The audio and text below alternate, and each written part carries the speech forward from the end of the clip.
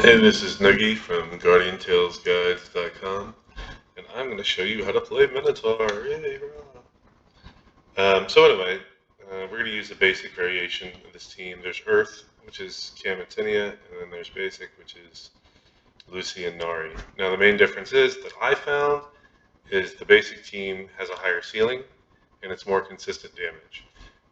And part of the reason why is just, A, I've got better weapons on the basic team, but when he jumps away, he picks a random target. When a Minotaur jumps, he picks a random target to land on. And I found that the other team, especially Tenia, has longer range, so they stand far enough away that everybody has to run to get to the Minotaur. That doesn't happen with basic because it's really close range that the range go out to. So what we're gonna do is we're gonna real quick before we get in there, I'm gonna go over the things that can get you. The main problem with this fight is that it's very um, the top damage you can do is very kind of, there's a large spectrum, right? Could anywhere be, for me it's 13 to almost 17, and that's a huge amount of damage that could be lost, right? And it also takes a big chances, like how you think the run is going and whatever. So typically, to figure out how I think the run should go, which is part of this process, I did 10 runs with this team to find out the average damage. For me, before I kind of got it down, I got 14.7 or 14.8 million as an average run, right? It topped out, I think, at 16.6, which was really good for me. Now, the deal is that the few places the fight will go, the fight will always start off with him doing an attack and then either doing another special or jumping on you, which the jumping always, every time he leaves the ground, you lose DPS. Which you'll find, obviously, more jumping means less damage.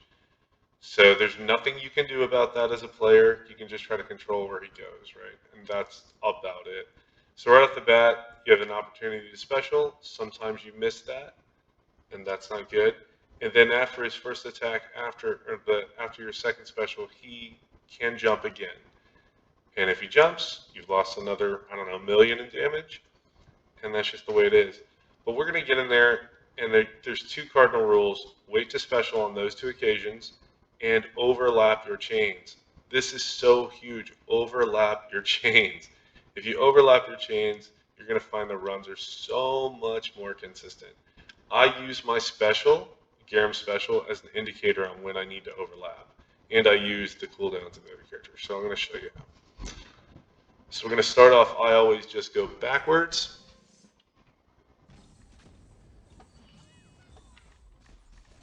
And then he's going to do a little tell, and then he's going to do that. I wait to special until I see what that tell is, right? So this you can always do safely. Now he could jump right here, but he's not. He's committing, and then we're going to start our chain.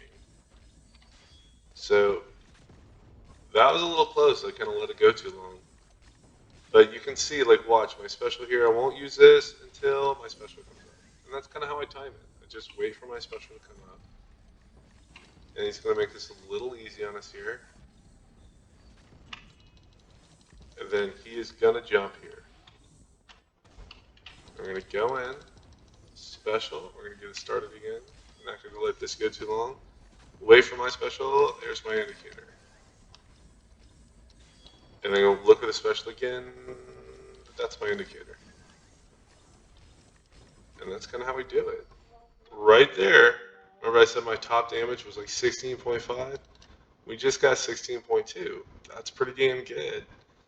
So, and you saw how smooth the run was, right? I'm just using my special as an indicator. We didn't have any jumping, really. We had the one jump, which makes it so much better. But we're going to go ahead and try it again. Hopefully he'll jump a little bit more so you can get an idea. So once again, we just look for an indicator. It could be the slash, it could be that little charge thing. Today it's the charge. So we know when to special. But if we don't see either the charge or that slash, then we have to assume that he's going to jump. And then we want to just be very cautious of that. So watch, using the special as an indicator. this one we just let it go. Special as an indicator. Alright, we're kind of chilling out here. It's gonna jump. The guys were pretty close in on this, so this is looking like pretty decent here. Special as an indicator.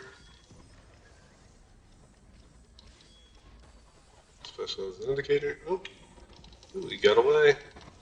And the crazy thing about that is when he got away, you saw Orca's face there. Like, she is still available after he hit the ground. I mean, all that being said, we probably would have got 6 if we would have got that, but it is what it is. That was not the smoothest move on my part. I think I just let that chain go a little too long, or I was a little too fast on the previous chain, which would have been Karen's.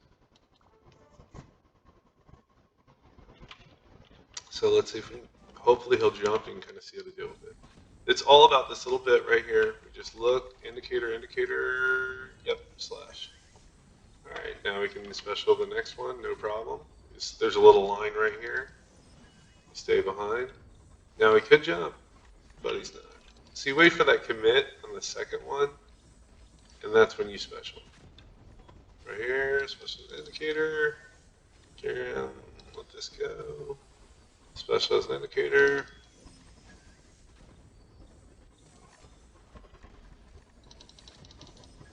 It's probably going to charge. Yep. So he's going to jump, but you got that special off before he jumped, which is kind of nice. So we've got, we're at 11 already. So this is looking like a pretty good run. We're using our chains properly. Yeah, there we go, another 15. Still looking pretty good there. But I mean, like, we've got some good numbers here, but once again, he has not jumped. And that's kind of abnormal. Like, he's only jumped the proper time, that first time. You can jump 2 times, right? If you do a really kind of mistake-ridden run, 3 times. So let's watch for the indicator before we special. Nope, he didn't do it. Cool, he jumped. Then you just take the jump. You just get back to the same position. This one's going to be a free special. You don't have to worry about anything.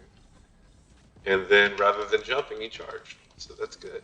He could have jumped there, and that would have really sucked because that would have promised a 3-jump run, which is not fun.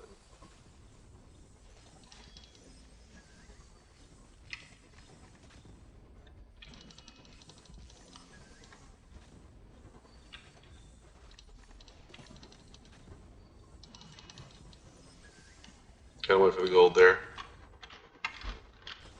Alright, let's finish it off.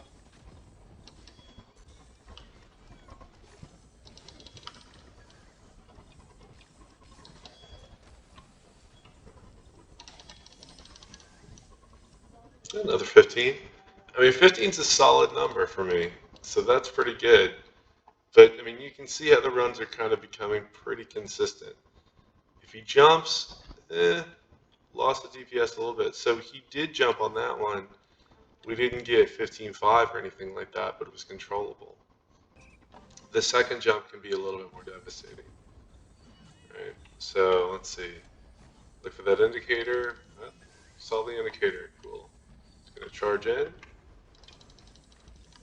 We've got little lines right here. Now you could jump right now. Yep. Alright. That's the annoying jump. So we'll get our special off, but that did cost us damage. So let's see what our damage is after jumpy run.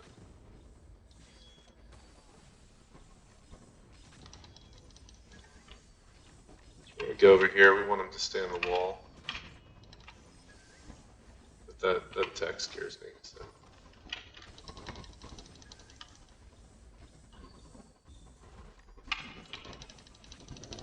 Alright, here we go. Special as an indicator. Alright. Special as an indicator.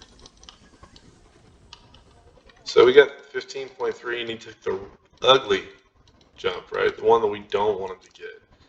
But sometimes it be like that. we'll do one more run just to kind of get it down, and hopefully you get it after this. But I mean, you've seen the damage has been pretty consistent. Now I guarantee the next time I do an actual run, I will get like 11.5 because that's just how it works.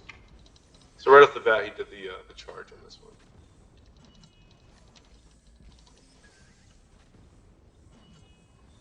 So he could jump. I think he's gonna jump. Yep. Now I could have chanced it and just went for that special, and I may have gotten it. But I'm going for consistency here, so I didn't do that. And if you notice, like ever since I missed that stun with Orca, I've been a little bit more careful. Now he jumped real fast on that one. This is not looking like a super duper awesome run. Whatever.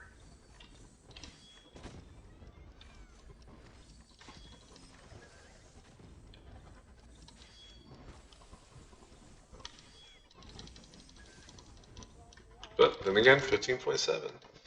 So I mean, like, it's really controlling the variable. I think we did like, I don't know, five, 6 runs, and we got 15s on predominantly all of them.